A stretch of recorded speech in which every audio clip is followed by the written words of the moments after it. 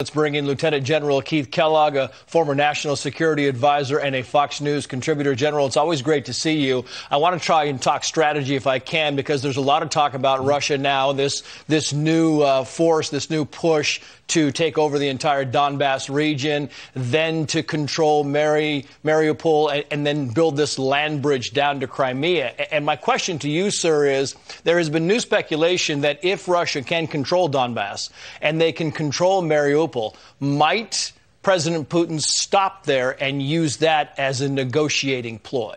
Your thoughts? Yeah, Trace, thanks for having me. Yeah, I think that's a good assumption, because he's not doing real well right now.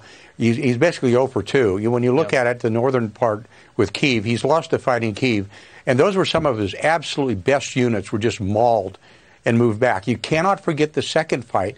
That was the fight on the Black Sea near Odessa, where they used 2 of their missiles, the Neptune skimming missiles, the anti-ship missiles, that sank the Moskva.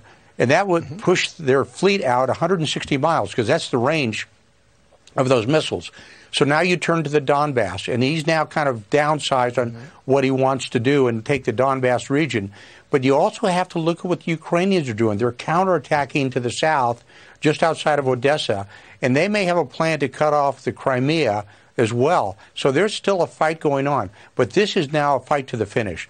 Putin has to win this fight. This is a much different fight than the first 2 fights. It's a conventional fight. It's going to be a lot more artillery. That's the reason, Trace, I'm a little bit frustrated. It's taken us so long to get heavy equipment into the Ukrainians. We just said the other day, well, we're going to give them 18 155 millimeter howitzers. But we didn't talk about MLRS, the multiple rocket systems. Those are the kind of systems that are going to be used in the fight now. So the conventional fight, just by sheer weight of numbers, actually will help the Russians a little bit. But I'm telling you, it's like I've said time and time again, it's not the size of the dog in the fight, it's the size of the fight in the dog. And you cannot discount the Ukrainians, that if they win this fight, this is an existential loss for Putin and the Russians. And I think that's a fair assessment, sir. The Pentagon says Russia is now learning from its mistakes. They're trying to reshape their forces, but they still have some command and control issues. Do you think that's a fair assessment? Oh, it's beyond fair. It's absolutely right, spot on. Because you can see by what they've tried to do over the last 5 days, they have not had the ability to do what we call combined arms warfare. That's the integration of ground forces, artillery, and air all at the same time.